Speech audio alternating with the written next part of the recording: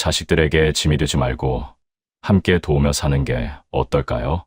항상 자식들에게 짐이 되는 것 같아 고민하던 저에게 김 선생님이 고백하며 한 말입니다.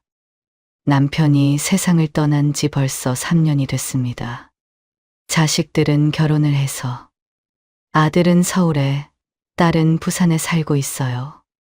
혼자 남은 엄마가 걱정되는지 저를 잘 챙겨주는 착한 아이들이죠. 제가 조금만 아파도 딸은 2시간 반을 차로 달려와 저를 병원에 데리고 갑니다. 집에 무슨 일이 생기면 아들은 휴가를 내고 내려와 말없이 일을 처리해줬습니다. 이런 자식들이 고맙기도 하지만 한편으로는 자식들에게 짐이 되는 것 같아 마음이 늘 불편했습니다. 차라리 짜증이라도 내면 덜 미안할 텐데 항상 웃으면서 괜찮다며 챙겨주니까 더 미안해졌습니다. 그러던 어느 날 독감 예방주사를 맞으러 보건소에 갔다가 우연히 김 선생님을 만났습니다. 같은 아파트에 살고 처지도 비슷해 금세 친해졌죠. 그렇게 6개월이 지나 김 선생님이 제게 말했습니다. 자식들 신경 안 쓰게 우리 둘이 함께 사는 건 어떨까요? 많이 고민했지만 자식들에게 계속 민폐를 끼치는 것 같아 재혼을 결심하게 됐습니다. 자식들이 반대하면 어쩌나 걱정했는데 오히려 자기 일처럼 기뻐해 줬습니다. 그렇게 25년을 살던 집을 정리하고 김 선생님 집으로 들어가기로 했습니다. 집을 정리하던 날 딸이 저를 꼭 안아주며 말했습니다. 엄마, 행복하세요? 그 말에 참았던 눈물이 흘렀습니다. 결혼하고 한 달이 지났어요. 이제 자식들한테 기대지 않고 함께 의지하며 살 사람이 생겼다는 게 너무 기뻤습니다. 하지만 하나둘 문제가 생기기 시작했고 결국 6개월 만에 각방을 쓰게 됐습니다. 당장 이혼을 하고 싶지만 자식들이 걱정할까봐 차마 말하지 못하고 있습니다. 그냥 자식들에게 도움을 받으며 살았어야 했을까요? 제 이야기 끝까지 들어주시고 여러분의 생각을 남겨주세요. 이야기 시작 전 구독과 좋아요 부탁드립니다. 안녕하세요. 저는 64살 이은숙입니다. 남편이 세상을 떠난 지 벌써 3년이 됐어요. 갑작스러운 일이었습니다. 어느 날 갑자기 쓰러지더니 병원에서 검사 받아보니 폐암 말기라고 하더라고요. 6개월을 병원에서 싸우다가 결국 눈을 감았습니다. 장례 치르고 49제 지내고 나니까 정신이 번쩍 들었어요. 이제 나 혼자구나. 그 사실이 비로소 실감이 났죠. 자식들은 다 결혼해서 제 곁을 떠났습니다. 아들은 서울에서 살고 딸은 부산에 살고 있어요. 혼자 남은 엄마가 걱정되는지 전화도 자주 하는 착한 아이들이죠. 지금 살고 있는 이 아파트에서 25년을 살았습니다. 그러다 보니 아파트에 모르는 사람이 없을 정도로 친하게 지냅니다. 같은 동 할머니들이랑 매일 공원에서 만나 수다 떨고 산책하고 그러거든요. 남편 없어도 크게 외롭지는 않았어요. 그런데 최근 들어 친했던 할머니들이 하나둘씩 떠나기 시작했습니다. 옆집 순자 씨는 아들네 집으로 갔고 아랫집 명희 씨는 새 아파트로 이사를 들어갔어요. 하나둘씩 떠나더니 이제는 저 혼자 남았습니다. 오늘도 아파트 안에 있는 공원에 나가봤는데 썰렁하더라고요. 벤치에 앉아서 혼자 하늘을 바라봤어요.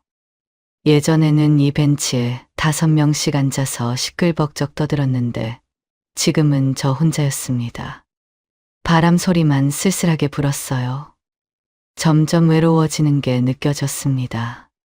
그날 밤이었어요. 자다가 화장실이 급해서 일어났습니다. 불도 안 켜고 어두운 복도를 걸어가는데 발이 뭔가에 걸렸어요. 균형을 잃고 그대로 앞으로 넘어졌어요. 무릎이 바닥에 세게 부딪히면서 퍽 하고 둔탁한 소리가 났습니다. 아, 소리가 절로 났어요. 너무 아팠거든요. 일어나려고 했는데 일어날 수가 없었습니다. 무릎에 힘이 안 들어갔어요. 한참을 바닥에 누워서 끙끙거렸습니다. 천장을 바라보며 숨을 고르다가 겨우 기어서 벽을 잡고 일어났어요. 무릎을 보니까 퉁퉁 부어 있었습니다. 손으로 만지니까 열도 나더라고요. 방으로 돌아와서 서랍에서 파스를 꺼내 붙였어요. 침대에 누웠는데 무릎이 욱신거려서 잠이 안 왔습니다. 아픈 것도 아픈 거지만 다른 생각이 자꾸 들었어요. 만약 더 크게 다쳤으면 어떻겠을까? 머리를 부딪혔으면, 뼈가 부러졌으면, 여기서 쓰러지면 누가 알까요? 아무도 모르잖아요. 자식들한테 전화해야 하나? 그런 생각이 들었는데 시계를 보니 새벽 2시였습니다. 이 시간에 전화하면 애들이 얼마나 놀라겠어요. 괜히 걱정만 시킬 것 같았어요. 그냥 참기로 했습니다. 천장을 바라보며 누워있는데 눈물이 났어요. 나이 들어 혼자 사는 게 이렇게 무서운 거구나. 처음 알았습니다. 남편이 살아있을 때는 몰랐어요. 밤에 뭔 일이 생기면 옆에 사람이 있으니까요. 그런데 지금은 아무도 없었습니다. 이 넓은 집에 나 혼자였어요. 다음 날 아침 딸한테서 영상통화가 왔습니다. 4살짜리 손주 서진이가 외할머니 보고 싶다고 해서 전화한 거라고 했어요. 화면에 서진이 얼굴이 나타나니까 저도 모르게 웃음이 났습니다. 서진아 할머니야 하고 손을 흔들었어요. 서진이가 까르르 웃으면서 할머니 보고 싶었어요 하더라고요.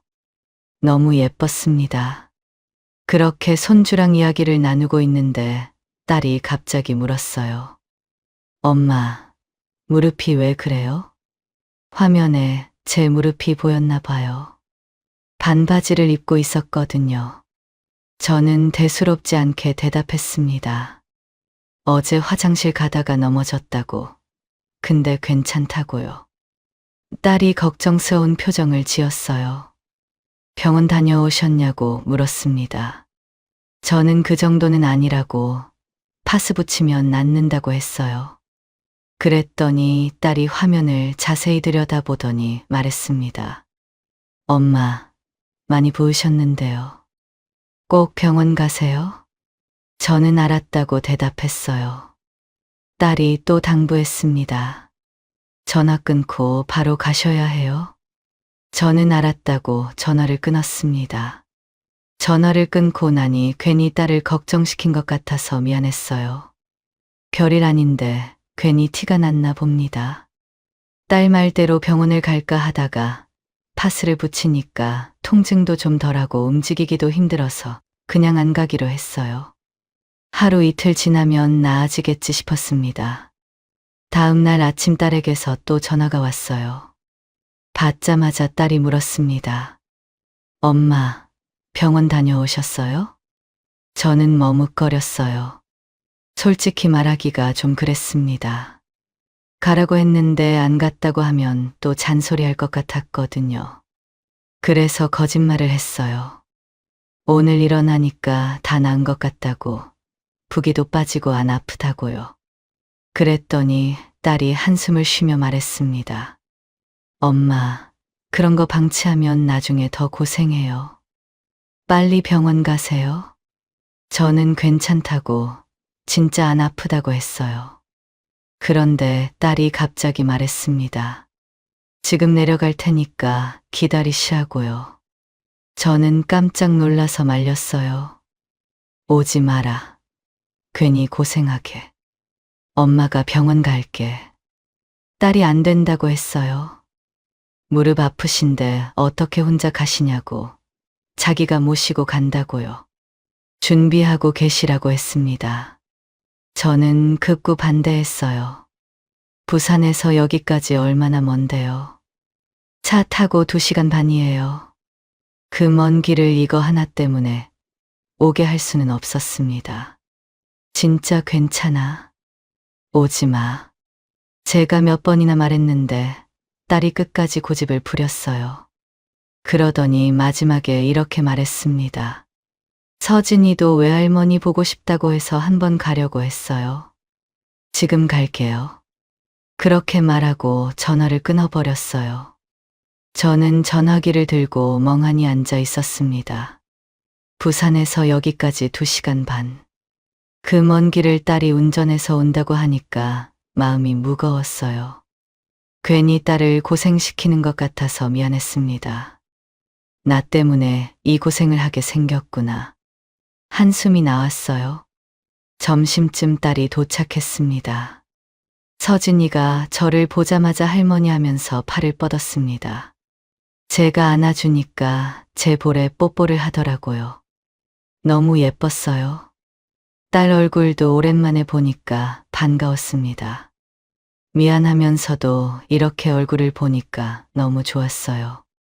그런데 딸이 집에 들어오자마자 제 무릎부터 봤습니다. 반바지 위로 드러난 무릎이 아직도 퉁퉁 부어 있었거든요. 딸 표정이 굳어졌어요. 그러더니 잔소리를 시작했습니다. 엄마, 이게 뭐예요? 이렇게 부었는데 왜 병원을 안 가세요? 저는 괜찮다고 파스 붙이니까 많이 나았다고 했어요. 딸은 화를 내며 괜찮은 게 어딨냐고. 이 정도면 병원 가야 한다고 했죠. 저는 멀리서 왔으니 밥 먹고 가자고 했지만 딸은 지금 당장 가야 한다며 저를 데리고 병원으로 갔습니다. 의사 선생님이 제 무릎을 이리저리 만져보더니 엑스레이를 찍자고 했어요. 엑스레이 찍고 다시 진료실에 들어갔습니다. 의사 선생님이 사진을 보면서 말했어요. 다행히 뼈는 괜찮은데 무릎 안에 피가 많이 차 있다고 빼야 한다고 했습니다. 저는 움찔했어요. 떨리는 목소리로 물었습니다. 주사를 맞아야 하는 건가요? 의사 선생님이 고개를 끄덕였어요. 주사로 뺀다고 안 아프니까 걱정 말라고 했습니다. 빼면 통증도 훨씬 줄어든다고요. 심장이 벌렁거렸죠. 주사라는 말만 들어도 온몸에 소름이 돋았습니다. 저는 세상에서 주사 맞는 걸 제일 무서워해요. 젊었을 때 시어머니가 그렇게 무서우셨는데 저는 시어머니도 안 무서워했거든요. 그런데 주사는 정말 못 맞겠어요. 바늘이 살을 뚫고 들어오는 그 느낌이 상상만 해도 끔찍합니다. 사실 아파도 병원에 안 가는 이유가 그거예요. 딸이 제 손을 잡았어요. 괜찮다고, 금방 끝난다고 했습니다. 의사 선생님이 주사기를 준비하는 동안 저는 눈을 질끈 감았어요. 무릎에 차가운 소독약이 닿는 게 느껴졌습니다. 그러더니 따끔한 느낌이 들었어요. 아, 소리가 나오려고 하는 걸 참았습니다. 딸이 제 손을 꼭 잡아줬어요. 한참이 지나서 의사 선생님이 다 됐다고 했습니다. 눈을 떠보니까 주사기에 시뻘건 피가 가득 차 있었어요. 저 안에 이렇게 피가 많이 차 있었구나 싶었습니다. 간호사가 무릎에 압박 붕대를 감아줬어요. 의사 선생님이 며칠간 무리하지 말라고 다음 주에 다시 오라고 했습니다. 집으로 돌아오는 차 안에서 딸이 또 잔소리를 했어요. 무릎에 피가 저렇게 차 있었는데 어떻게 병원을 안 갈 수 있냐고요. 아프면 병원에 꼭 가시라고, 혼자 가기 힘드시면 연락하라고 했습니다. 저는 알았다고, 미안하다고 했어요. 딸이 한숨을 쉬면서 왜 미안해 하시냐고. 그냥 아프면 말만 해달라고 했습니다. 고마우면서도 미안했어요. 집에 도착하고 딸이 서진이를 저한테 맡기더니 마트에 다녀온다고 나갔습니다. 1시간쯤 지나서 돌아온 딸 손에는 장바구니가 한가득이었어요. 고기부터 반찬, 과일까지 없는 게 없었습니다. 냉장고에 차곡차곡 넣으면서 딸이 말했어요. 엄마, 귀찮다고 밥 거르지 마시고 잘 챙겨 드세요. 그리고 병원 가서 치료도 받으시고요. 저는 알았다고 고개를 끄덕였습니다. 딸이 시계를 보더니 김서방 오기 전에 가야 한다면서 서진이를 안아 올렸어요. 딸은 다시 한번 당부했습니다. 아프면 꼭 연락하라고 했죠. 딸이 돌아가고 딸이 사다 놓은 것들을 정리하면서 생각했어요. 고맙기도 하지만 민폐를 끼친 것 같아서 미안했습니다. 딸도 바쁜 사람이에요. 남편 챙기고 아이 챙기는데 엄마 때문에 2시간 반을 운전해서 왔다가 병원까지 데려가고 장까지 봐주고 생각할수록 마음이 무거웠습니다. 앞으로 더 아플 텐데 나이가 들면 여기저기 안 아픈 데가 없잖아요. 아플 때마다 자식들한테 이렇게 민폐를 끼쳐야 하나? 그 생각을 하니까 한숨이 나왔어요. 이제 아프지도 말아야겠다고 다짐했습니다. 아프면 안 돼요. 아프면 자식들한테 짐이 되니까요. 그렇게 한 달이 지났어요. 무릎은 다행히 잘 나았습니다. 병원에 다시 가서 검사 받았는데 피도 안 차고 괜찮다고 하더라고요. 딸한테서 전화가 왔어요. 받자마자 딸이 물었습니다. 엄마, 지난번 다치셨던 무릎은 어떠세요? 저는 다 나았다고 이제 괜찮다고 했어요. 딸이 다행이라며 안심했습니다. 그러더니 다른 이야기를 꺼냈어요. 오늘 서진이 독감 예방접종 마치고 왔는데 올해 독감이 유행할 수 있다고 하더라고요. 엄마도 빨리 가서 독감 예방접종 맞으세요. 저는 알았다고 했어요. 그런데 딸이 덧붙였습니다. 엄마, 주사 무섭다고 또 안 가시면 안 돼요. 꼭 가셔야 해요. 안 가시면 제가 또 내려갈게요. 저는 알았다고 꼭 가겠다고 했습니다. 전화를 끊고 한숨을 쉬었어요. 주사가 무서웠습니다. 정말 무서웠어요. 그런데 딸한테 민폐 끼치는 게 더 무서웠습니다. 다음 날 아침 보건소로 예방접종을 맞으러 갔습니다. 안으로 들어갔더니 사람들로 가득 차 있었습니다. 독감 예방접종 시즌이라 그런지 대기실 의자에 빈자리가 없었어요. 대부분 저처럼 나이 드신 분들이었습니다. 접수 창구 앞에 섰어요. 막상 접수를 하려니까 너무 무서웠습니다. 심장이 두근두근 뛰었어요. 다리도 후들거렸죠. 옆에서 딸이 손이라도 잡아주면 좋을 텐데.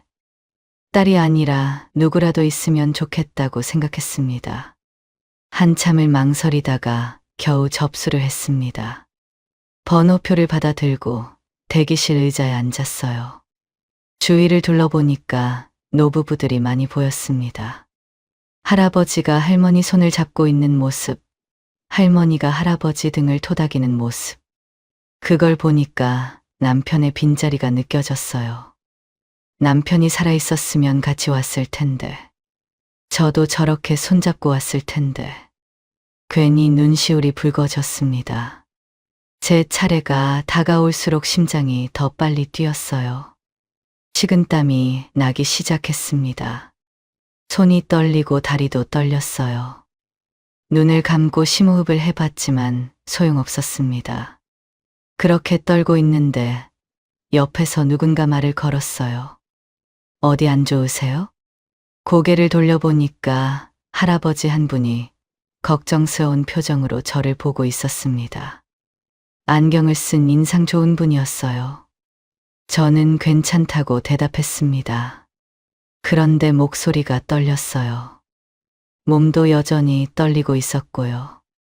할아버지가 말했습니다. 몸이 안 좋으시면 독감 주사 맞으면 안 된다고. 열 있거나 컨디션 안 좋으면 다음에 맞아야 한다고요. 아니에요. 그런 게 아니라 긴장이 돼서 그래요. 그랬더니 할아버지가 웃으면서 말했습니다. 저도 매년 맞지만 맞을 때마다 긴장돼요. 지금도 엄청 긴장하고 있어요. 의외였어요. 할아버지처럼 듬직하게 생긴 분도 주사가 무섭다니. 저만 그런 게 아니구나 싶었습니다. 저도 모르게 웃음이 났어요. 그렇게 이런저런 이야기를 나누다 보니까 긴장이 조금씩 풀렸어요. 아까보다 떨림도 덜했습니다. 할아버지 번호가 먼저 불렸어요. 주사를 맞고 나온 할아버지가 저한테 다가와서 말했어요. 간호사분이 주사를 잘 놓으세요. 하나도 안 아파요. 저는 그래요. 하면서도 여전히 긴장됐습니다. 그때 제 번호가 불렸어요. 떨리는 다리로 주사실 앞에 섰습니다. 문을 열고 들어갔어요. 간호사가 팔을 걷으라고 했습니다. 눈을 질끈 감았어요. 알코올 솜으로 닦는 차가운 느낌이 났습니다. 그러더니 따끔 하는 느낌이 들었어요. 아, 소리가 나오려는 걸 참았습니다. 그런데 생각보다 금방 끝났어요. 간호사가 다 됐다고 했습니다. 주사실을 나오니까 안도감에 한숨이 나왔어요. 숙제를 해결한 기분이었어요. 이제 딸한테 맞았다고 말할 수 있겠구나 싶었습니다. 기분 좋게 보건소를 나와서 버스 정류장으로 갔어요. 정류장에 도착했는데 벤치에 누가 앉아 있었습니다. 자세히 보니까 아까 보건소에서 만난 할아버지였어요. 할아버지도 저를 보더니 반갑게 웃으며 물었습니다. 잘 맞으셨어요? 저는 고개를 끄덕이며 대답했어요. 덕분에 잘 맞았다고 말 걸어주셔서 긴장이 풀렸다고 고맙다고 했습니다. 할아버지가 손을 내저으며 별 말씀을요라고 했어요. 그렇게 인사를 나누고 있는데 버스가 왔습니다. 저는 할아버지한테 들어가세요 하고 인사를 하며 버스에 올라탔어요. 그런데 뒤를 보니까 할아버지도 버스에 타고 있었습니다. 같은 버스를 타시나 보다 싶었어요. 저는 뒷자리에 앉았고 할아버지는 앞쪽에 앉았습니다. 20분쯤 달려서 아파트 앞 정류장에 도착했어요. 버스에서 내리는데 할아버지도 따라 내렸습니다. 저는 깜짝 놀랐어요. 여기 사세요? 제가 물었습니다. 할아버지가 웃으면서 고개를 끄덕였어요. 네, 여기 살아요. 저는 의아했습니다. 제가 이 아파트에서 25년을 살았거든요. 웬만한 분들은 다 아는데 이 할아버지는 처음 보는 얼굴이었거든요. 그 말을 했더니 할아버지는 이사 온 지 한 달밖에 안 됐다고 했습니다. 아, 그러시구나. 여기 아파트 살기 좋죠? 할아버지가 그렇다고 했습니다. 아파트 안에 공원도 있고 앞에 등산로도 있어서 너무 좋다고. 그래서 이사 왔다고요. 저도 맞다고 맞장구를 쳤어요. 공원이 잘 돼 있어서 산책하기 좋다고요. 그렇게 이야기를 나누면서 아파트 안으로 걸어 들어갔습니다. 걷다 보니 독립구가 나왔어요. 저는 여기서 들어가야 한다고 말했습니다. 할아버지도 그럼 들어가시라고 했어요. 인사를 하고 헤어졌습니다. 다음 날 딸에게서 전화가 왔습니다. 받자마자 딸이 물었어요.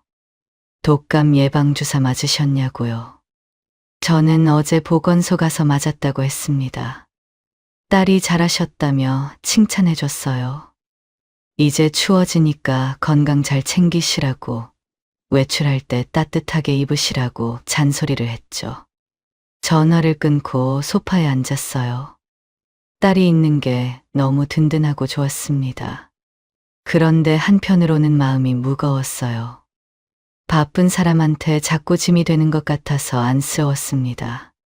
뭔가 답답한 마음에 바람을 쐬러 나가기로 했어요. 외투를 걸치고 아파트 단지 안에 있는 공원으로 갔습니다. 날씨가 선선했어요. 가을 냄새가 났습니다. 공원을 천천히 한 바퀴 돌기 시작했어요. 그런데 걷다 보니까 예전에 다쳤던 무릎이 아파왔습니다. 다 나은 줄 알았는데 아니었나 봐요. 욱신거리는 게 오래 걷기는 힘들 것 같았어요. 공원 벤치에 앉아서 무릎을 주물렀습니다. 그때 뒤에서 소리가 들렸어요. 여사님?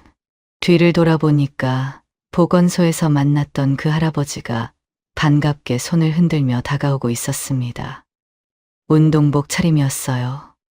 저도 반가운 마음에 벤치에서 일어나 인사를 했습니다. 할아버지가 웃으면서 말했어요. 여기서 또 뵙네요. 운동 중이세요? 저는 고개를 저었습니다. 답답해서 잠깐 바람 쐬러 나왔다고 했어요. 할아버지가 고개를 갸웃거리며 물었습니다.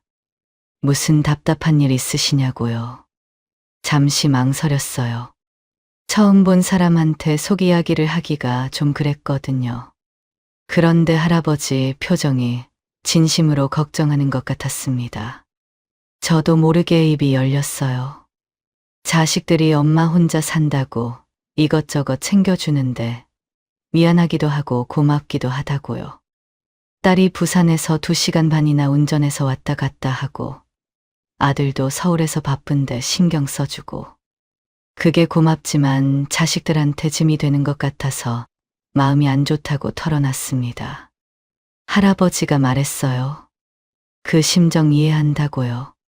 자기도 자식들이 모두 서울에 사는데 여기 이사 올 때 매주 내려와서 집을 봐줬다고 했습니다. 도배부터 가구까지 다 챙겨줬대요. 괜찮다고 했는데 매주 주말마다 내려와서 이것저것 해주더라고. 너무 미안했다고요. 똑같은 마음이었어요. 자식들한테 짐이 되는 것 같은 그 마음.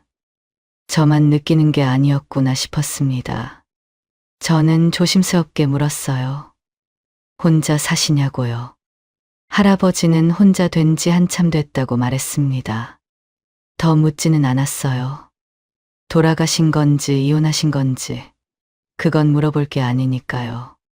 할아버지가 갑자기 웃으면서 말했습니다. 소개가 늦었다며 자기 이름이 김명진이라고요. 66살이라고 했어요. 저도 자기소개를 했습니다. 이은숙이고 64살이라고요.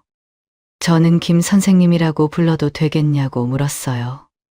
할아버지가 좋다고 했습니다. 벤치에 나란히 앉아서 이야기를 계속 나눴어요. 저는 이 아파트에 25년을 살았는데 친했던 분들이 다 떠나서 외로웠다고 했습니다. 같이 공원에서 수다 떨던 할머니들이 하나둘씩 이사를 가더니 이제는 저 혼자 남았다고요. 그래서 말동무가 생긴 것 같아서 너무 좋다고 했어요. 김 선생님도 맞장구를 쳤습니다. 이 동네는 처음이라 아는 사람도 없고 걱정했는데 좋은 분 만난 것 같아서 좋다고요. 그렇게 벤치에 앉아서 한참을 이야기했습니다. 자식들 이야기도 하고 혼자 사는 이야기도 하고요. 서로 공감이 많이 됐습니다. 어느새 해가 기울기 시작했어요. 둘 다 자리에서 일어났습니다. 저는 이제 들어가 봐야겠다고 했습니다. 그런데 김 선생님이 저를 불렀어요. 이 여사님, 공원에서 운동하실 때 시간 되시면 함께하면 좋을 것 같은데요. 저는 좀 놀랐습니다. 그러면서도 기분이 좋았어요. 그럼 좋죠. 라고 대답했습니다. 김 선생님이 웃으면서 전화번호를 물었어요. 저는 번호를 알려줬습니다. 김 선생님이 자기 번호도 알려줬어요. 인사를 하고 집으로 돌아왔습니다. 현관문을 열고 들어오는데 기분이 좋았어요. 좋은 말동무가 생긴 것 같았습니다. 이 아파트에서 친했던 분들이 다 떠나고 외로웠는데 새로운 분을 만나게 됐네요. 그날 저녁 김 선생님에게서 문자가 왔어요. 오늘 만나서 반가웠다고. 내일 아침에 운동하실 거면 연락 달라고요. 저는 웃으면서 답장을 보냈습니다. 내일 아침 9시에 공원에서 만나요 라고요. 그날 이후 김 선생님은 운동을 같이 하자며 매일 연락이 왔어요. 아침에 공원에서 만나서 같이 산책도 하고 스트레칭도 하고 그랬습니다. 처음에는 한 바퀴만 돌았는데 나중에는 2바퀴, 3바퀴를 돌았어요. 이야기를 나누면서 걸으니까 시간이 훌쩍 가더라고요. 김 선생님이랑 이야기하다 보면 외롭다는 생각이 안 들었습니다. 혼자 사는 외로움을 서로 알고 있으니까 공감도 많이 됐고요. 시간이 될 때마다 함께 나가서 운동을 하면서 부쩍 친해졌어요. 오랜만에 말동무가 생기니까 하루하루가 덜 외로웠습니다. 어느 날 김 선생님과 운동을 하고 집으로 돌아오는 길이었어요. 아파트 1층 로비에서 엘리베이터를 기다리고 있는데 누가 저를 불렀습니다. 뒤를 돌아보니까 아랫집에 사는 젊은 부부였어요. 작년에 이사 온 신혼부부인데 마주치면 인사만 하는 사이였거든요. 그런데 표정이 좋지 않았습니다. 잠시 자기네 집에 와봐야겠다고요. 저는 무슨 일이냐고 물었더니 천장에서 물이 샌다고 했습니다. 심장이 철렁했어요. 저는 깜짝 놀라서 아랫집으로 따라 내려갔습니다. 문을 열고 들어갔더니 거실 천장 벽지가 흥건하게 젖어 있었어요. 물을 너무 많이 머금어서 불룩하게 튀어나와 있었습니다. 저는 미안해서 어쩔 줄을 몰랐어요. 이걸 어쩌나 어떡하지 말만 반복했습니다. 그런데 신혼부부 표정이 안 좋았어요. 아내 쪽이 짜증 섞인 목소리로 이번에 이사 오면서 리모델링을 다 새로 했는데 이게 뭐냐고 했습니다. 도배도 새로 하고 바닥도 새로 깔았는데 물이 새면 다 망가진다고요. 저는 계속 죄송하다고만 했어요. 남편 쪽이 한숨을 쉬면서 보일러 배관에서 물 새는 것 같으니까 업체 사람 불러서 확인해 보시라고 했습니다. 그러면서 혹시 모르니까 보일러랑 물은 당분간 쓰지 말라고요. 알았다고 하고 집으로 올라왔어요. 현관문을 닫고 거실에 서서 한숨을 쉬었습니다. 누수업체라는 게 있다는 건 아는데 어디에 연락해야 하는지 몰랐어요. 25년을 살면서 이런 일은 처음이었거든요. 남편이 살아있을 때는 이런 일 생기면 남편이 다 처리했는데 지금은 혼자니까 막막했습니다. 고민 끝에 아들한테 전화를 했어요. 아랫집 천장에서 물이 샌다고 그러는데 어떻게 하면 좋겠냐고 물었습니다. 아들이 잠시 생각하더니 일단 아랫집 가서 전화번호 받아서 알려달라고 했어요. 저는 다시 아랫집으로 내려가서 번호를 받아 아들한테 전달했습니다. 잠시 후 아들한테서 전화가 왔어요. 일단 누수업체에 연락했고 내일 오기로 했다고요. 혹시 모르니까 오늘은 물을 최대한 쓰지 말라고 했습니다. 그리고 아랫집하고는 자기가 연락할 테니까 엄마는 신경 쓰지 말라고요. 다음 날 아침 초인종이 울렸어요. 문을 열었더니 아들이 서 있었습니다. 저는 깜짝 놀라서 일은 어떻게 하고 왔냐고 물었어요. 아들이 연차 냈다며 오늘은 안 가도 된다고 했습니다. 서울에서 여기까지 차로 3시간인데 그 먼 길을 달려온 거였어요. 아들이 먼저 아랫집에 가서 상태를 확인하고 신혼부부랑 이야기를 나눴습니다. 점심때쯤 누수업체에서 왔어요. 아저씨 2명이 장비를 들고 들어와 우리 집 바닥을 여기저기 살피더니 보일러 배관이 터진 곳을 찾았다고 했습니다. 아들이 업체 사람이랑 이야기를 나누고 돌려보냈어요. 저는 어떻게 되는 거냐고 물었습니다. 아들이 누수된 곳이 확인돼서 보수 공사를 해야 한다고 했어요. 바닥을 뜯어서 배관을 고쳐야 해서 23일 걸린다고요. 그러면서 그동안 자기 집에 있자고 했습니다. 저는 괜찮다고 그냥 집에 있어도 된다고 했어요. 그런데 아들이 안 된다고 했습니다. 먼지 날리고 소음도 심할 거라며 지금 같이 올라가자고요. 결국 저도 따라갈 수밖에 없었습니다. 아들 차를 타고 서울로 올라갔죠. 아들이 며느리한테 상황을 설명하고 3일 정도 있을 거라고 말했습니다. 그렇게 아들 집에서 3일 동안 머물렀어요. 손주들이랑 놀기도 하고 며느리 일 돕기도 했습니다. 아들 집에 있는 동안 김 선생님이 매일 전화를 해줬어요. 괜찮으시냐고 걱정된다고요. 저는 아들 집에서 잘 있다고 신경 써줘서 고맙다고 했습니다. 3일째 되는 날 업체에서 공사 끝났다고 연락이 왔어요. 아들이 같이 내려가자고 했습니다. 저는 혼자 가도 된다고 했는데 아들이 직접 확인해야 한다며 같이 내려왔어요. 집에 도착해서 확인해 보니까 바닥이 깔끔하게 복구돼 있었습니다. 아들이 아랫집에도 내려가서 확인하고 왔어요. 천장에서 더 이상 물이 안 샌다고 했습니다. 아들이 저한테 이제 걱정 말라고 했어요. 저는 돈 많이 들지 않았냐고 물었더니 별로 안 들었다며 신경 쓰지 말라고 했습니다. 공사가 무사히 마무리된 걸 확인하고 아들이 서울로 돌아갔어요. 현관에서 배웅하면서 고맙다고 미안하다고 했습니다. 아들이 웃으면서 당연한 거라고 했어요. 아들 차가 멀어지는 걸 바라보며 한숨이 나왔습니다. 마음이 놓이면서도 자꾸 미안했어요. 또 아들한테 신세를 졌거든요.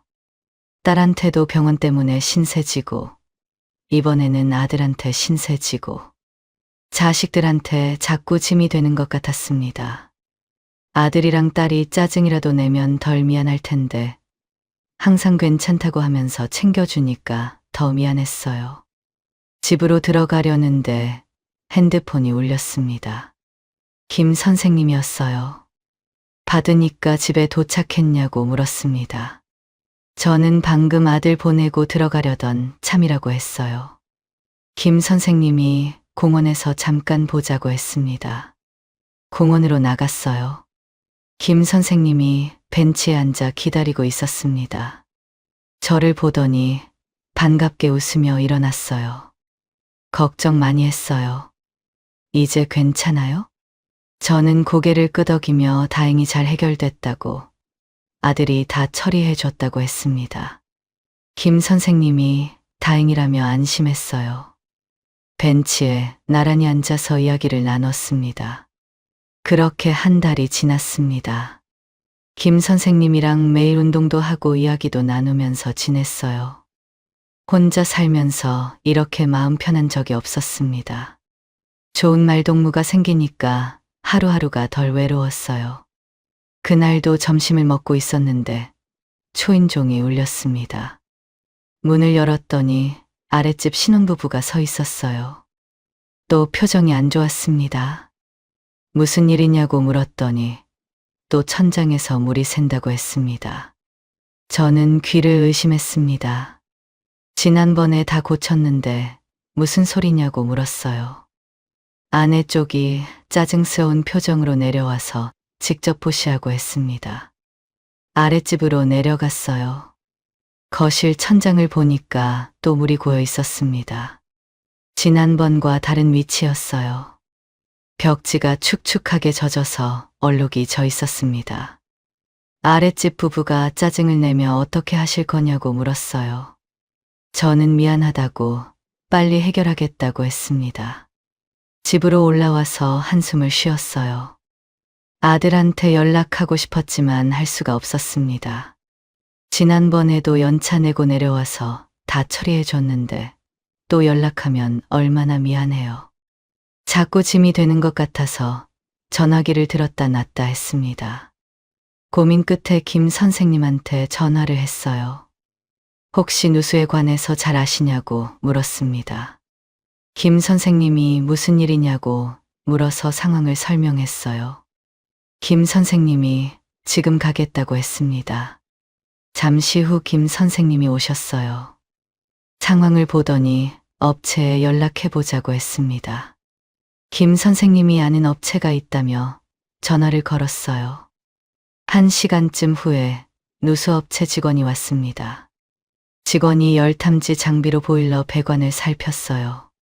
한참을 이리저리 보더니 고개를 갸웃거렸습니다. 두 군데서 누수가 생겼다며 지난번 업체에서 이걸 왜 못 잡았는지 모르겠다고 했어요. 제대로 확인을 안 한 것 같다고요. 직원이 내일 바로 공사 들어갈 수 있다며 이틀 정도 걸린다고 했습니다. 저는 아랫집에 미안한 마음에 빨리 해달라고 부탁했어요. 직원이 알았다고 하고 돌아갔습니다. 막상 빨리 해달라고는 했는데 걱정이 됐어요. 공사하는 동안 어디 있지? 또 아들한테 연락해서 서울 올라가야 하나?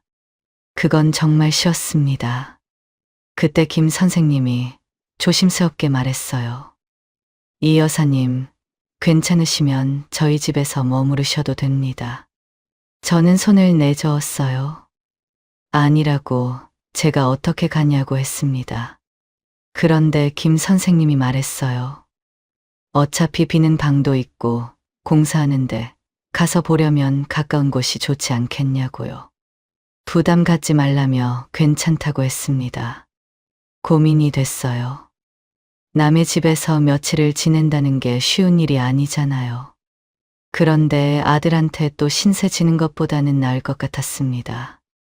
결국 이틀 동안 김 선생님 집에서 머무르기로 했어요. 다음 날 공사가 시작됐습니다. 업체 직원들이 와서 바닥을 뜯기 시작했어요. 김 선생님이 와서 공사 진행되는 걸 함께 봐줬습니다. 옆에 누가 있으니까 든든했어요. 혼자였으면 어쩔 줄 몰랐을 거예요. 저녁이 되고 김 선생님 집으로 갔습니다. 들어가니까 집이 깔끔했어요. 이사 오시면서 도배랑 장판을 모두 새로 하셔서 깨끗했습니다.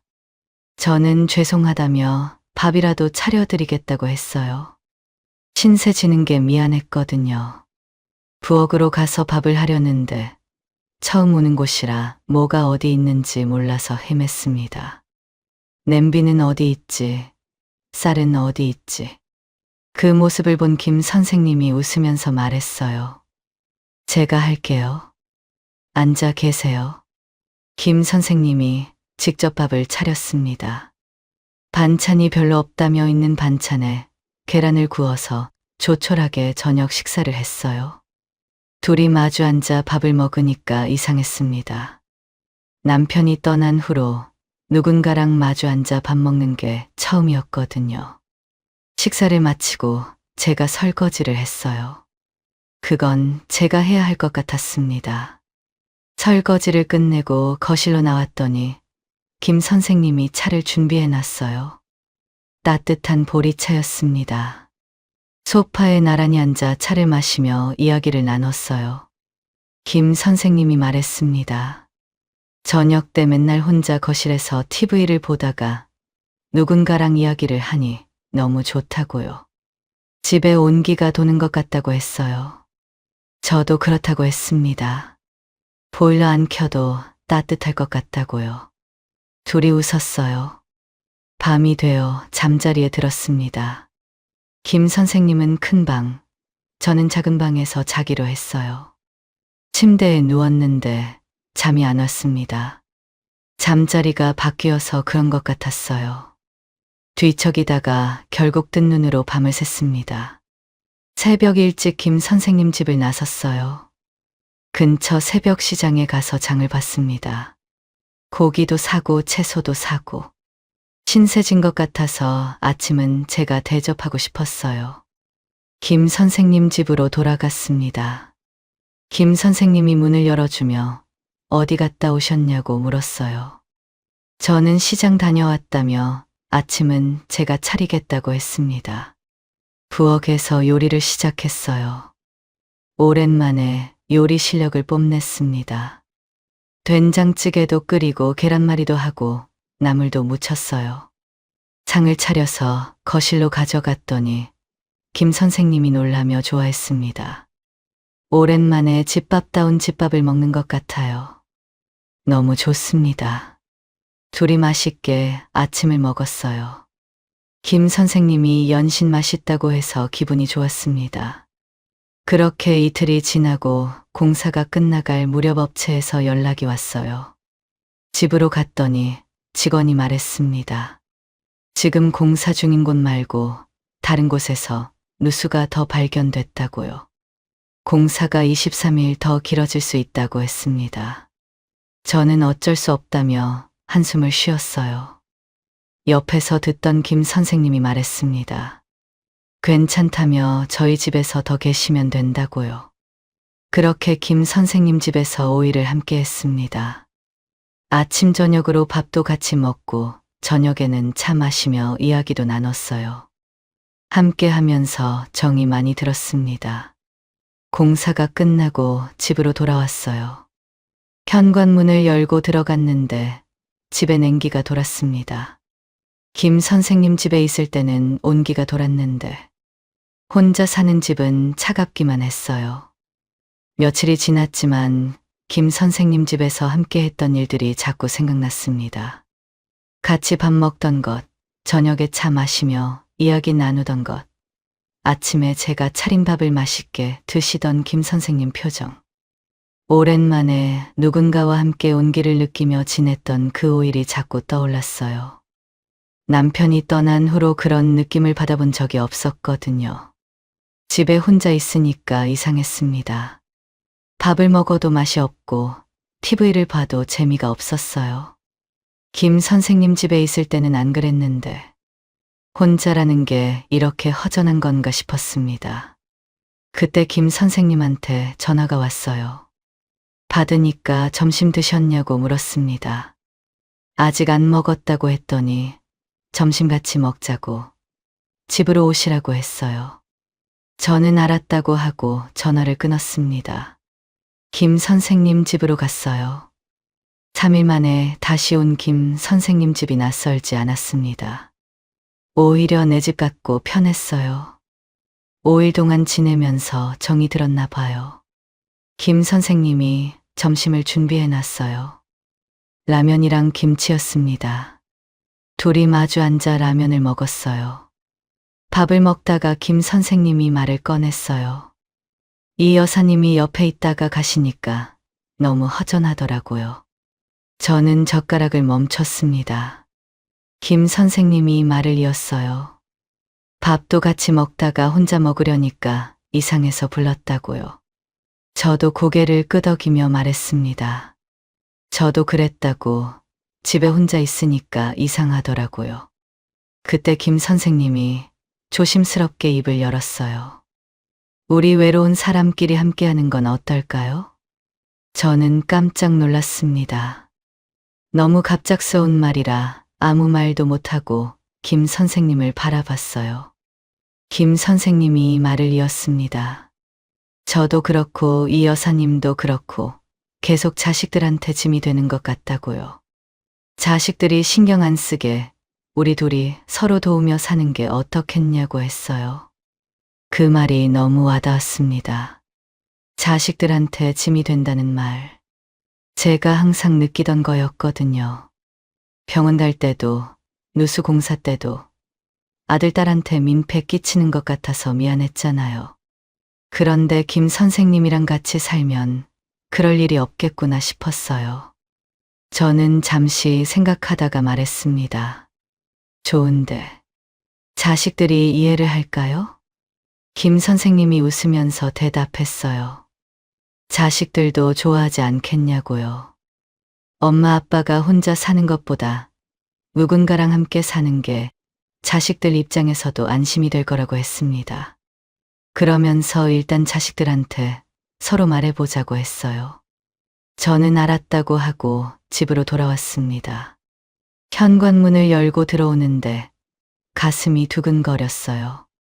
김 선생님의 고백이 너무 좋았습니다. 이 나이에 이런 감정을 느낄 줄 몰랐어요. 그런데 한편으로는 자식들한테 어떻게 말할지 걱정이 앞섰습니다. 엄마가 재혼한다고 하면 뭐라고 할까? 반대하면 어떡하지? 고민 끝에 딸한테 먼저 전화를 했어요. 신호음이 울리는 동안 심장이 두근거렸습니다. 딸이 받았어요. 저는 심호흡을 하고 말을 꺼냈습니다. 민지야, 엄마가 만나는 사람이 있는데 함께 살고 싶어. 잠시 침묵이 흘렀어요. 긴장되는 순간이었습니다. 그런데 딸이 갑자기 화난 목소리로 말했어요. 엄마 진짜요? 너무 좋다. 딸이 기뻐하며 물었습니다. 누구냐고, 어디서 만났냐고, 얼마나 만났냐고요. 신나서 질문을 쏟아냈어요. 좋아하는 딸을 보니까 긴장이 풀렸습니다. 저도 김 선생님에 대해서 이야기해 줬어요. 같은 아파트에 사는 분이고, 보건소에서 처음 만났고, 몇 달 동안 같이 운동하면서 친해졌다고요. 이야기를 들은 딸이 말했습니다. 잘 됐다고, 엄마도 이제 외롭지 않겠다고요. 기뻐하는 딸을 보니까 눈물이 날 것 같았어요. 딸이 말했습니다. 오빠한테는 자기가 말하겠다고요. 그러고는 전화를 끊었습니다. 그날 저녁 아들한테서 전화가 왔어요. 받으니까 아들이 말했습니다. 민지한테 이야기 들었다며 잘 됐다고요. 좋아하는 목소리였어요. 아들도 엄마 혼자 계시는 거 걱정됐는데 잘 됐다고 했습니다. 아들, 딸이 좋아하는 걸 보니까 너무 기뻤어요. 사실 자식들이 반대하면 다시 생각해 보려고 했거든요. 아무리 좋아도 자식들이 싫어하면 못 하잖아요. 그런데 둘 다 좋아하니까 마음이 놓였습니다. 기쁜 마음에 김 선생님 집을 찾아갔어요. 저는 들어가자마자 말했습니다. 자식들이 좋아하더라고요. 김 선생님도 기뻐하며 말했습니다. 우리 애들도 좋아하더라고요. 둘이 거실에 서서 서로를 바라봤어요. 김 선생님이 제 손을 잡았습니다. 따뜻한 손이었어요. 잘 됐다고, 이제 외롭지 않겠다고 했습니다. 저도 고개를 끄덕였어요. 눈물이 핑 돌았습니다. 그날 저녁 저는 김 선생님 집에서 잠을 잤어요. 작은 방 침대에 누웠는데 지난번과 달리 잠이 잘 왔습니다. 마음이 편안했거든요. 이제 혼자가 아니구나. 누군가랑 함께 할 수 있구나. 그 생각을 하니까 행복했어요.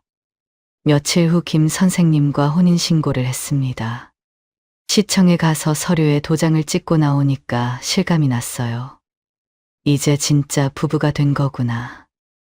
의논 끝에 제 집을 정리하고 김 선생님 집에서 함께 살기로 했어요. 김 선생님 집이 이사 온 지 얼마 안 돼서 깨끗했거든요. 그렇게 25년을 산 집을 정리하기로 했습니다. 집을 정리하는 날 자식들이 찾아왔어요. 아들이랑 딸이 함께 와서 짐 정리하는 걸 도와줬습니다. 25년 동안 쌓인 물건들을 버리고 가져갈 것만 챙겼어요. 남편이랑 살던 추억이 담긴 물건들도 있었는데 버리려니까 마음이 아팠습니다. 그래도 새 출발이니까 정리해야 했어요. 짐을 다 옮기고 빈집을 둘러봤습니다. 텅 빈 거실, 텅 빈 방. 여기서 신혼 때부터 아이들 키우고 남편 떠나보내고 혼자 지내고 온갖 일이 다 있었는데 눈물이 나려고 했지만 참았어요. 현관을 나서는데 딸이 저를 안아줬습니다. 엄마 행복하시라고요. 아들도 옆에서 말했어요. 잘 사시라고, 몸 건강하시라고요. 저는 그때서야 눈물을 흘렸습니다. 고맙다고, 걱정 끼치지 않고 잘 살겠다고 했어요. 그렇게 김 선생님 집으로 들어갔습니다. 이제 여기가 제 집이에요. 결혼하고 한 달이 지났어요. 이제 자식들한테 기대지 않고 함께 의지하며 살 사람이 생겼다는 게 너무 기뻤습니다. 아프면 옆에서 챙겨줄 사람이 있고 밥도 같이 먹고 저녁에 이야기도 나누고 혼자 살 때는 상상도 못했던 일이었어요. 그런데 문제가 생기기 시작했습니다. 남편은 밤잠이 없었어요. 새벽 12시까지 거실에서 TV를 보다가 잠을 잤거든요. 저는 11시만 되면 자야 하는 사람이에요. 작은 방에 누워 있으면 거실에서 TV 소리가 은근히 들렸습니다. 신경이 쓰여서 잠이 잘 안 왔어요. 그리고 저는 아침 일찍 일어나 항상 7시에 밥을 먹는데 남편은 7시가 지나서 일어나 8시에 밥을 먹었어요. 생활 패턴이 완전히 달랐습니다. 저는 일찍 밥 먹고 남편은 늦게 밥 먹고 따로 밥을 먹으니까 같이 사는 의미가 없는 것 같았어요. 그래도 이 정도는 그냥 넘길 수 있다고 생각했습니다. 서로 맞춰가면 되니까요. 참고 넘어갔어요. 그런데 진짜 문제는 생활비였습니다. 알뜰하게 사는 저와 달리 남편은 돈을 잘 아끼지 않는 편이었어요. 필요 없는 것도 막 사고 외식도 자주 하고 저는 생활비를 어떻게 하느냐고 물었습니다. 그랬더니 남편이 저한테 조금 더 내라고 했어요. 저는 당황했습니다. 남편한테 국민연금도 나오지 않느냐고 나는 안 나온다고 했어요. 그러니까 남편이 조금 더 내야 하는 거 아니냐고요. 그랬더니 남편이 말했습니다. 집 판 돈 있잖아요. 그걸로 조금 더 내면 되지 않아요? 기가 막혔지만 알았다고 했어요. 그렇게 제가 생활비를 더 내게 됐습니다. 그런데 남편이 돈을 계속 펑펑 쓰니까 생활비가 크게 들었어요. 참다 결국 잔소리를 하게 됐습니다. 쓸데없는데 돈 쓰지 말라고요. 남편은 알았다며 잔소리하지 말라고 했죠. 재혼할 때 어느 정도 예상은 했지만 이런 걸로 싸울 줄은 꿈에도 몰랐습니다. 자식들한테 짐이 되기 싫어서 결혼한 건데 이게 뭔가 싶었어요. 그날 이후 돈 문제로 계속 다퉜습니다. 남편은 왜 그렇게 돈돈하냐고 짜증을 냈고 저는 돈 아껴야 한다고 잔소리를 했어요. 서로 감정만 쌓여갔습니다. 그렇게 6개월이 지났어요. 이제 남편은 큰 방, 저는 작은 방에서 각 방을 쓰게 됐습니다. 6개월 전 김 선생님 집에 처음 왔을 때처럼요. 작은 방 침대에 누웠는데 잠이 안 왔습니다. 그때처럼 오늘도 뜬 눈으로 밤을 새고 있었어요. 거실에서 TV 소리가 들렸습니다. 남편은 또 새벽까지 TV를 보고 있겠죠. 밤늦게 핸드폰이 울렸어요.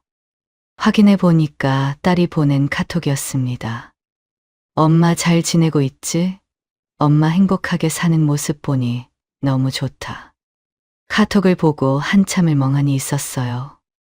답장을 할 수가 없었습니다. 뭐라고 해요? 행복하지 않다고요. 매일 싸운다고요. 그런 말을 어떻게 해요? 이혼을 하고 싶었습니다. 그런데 이혼한다고 하면 자식들이 걱정할 거잖아요. 엄마 때문에 또 신경 쓰고 또 내려오고. 그럼 또 저는 짐만 되겠죠. 자식들한테 짐이 되기 싫어서 결혼한 건데 이혼하면 또 짐이 되는 거예요. 눈물이 흘렀습니다. 이 집도 싫지만 자식들한테 짐 되는 건 더 싫었어요.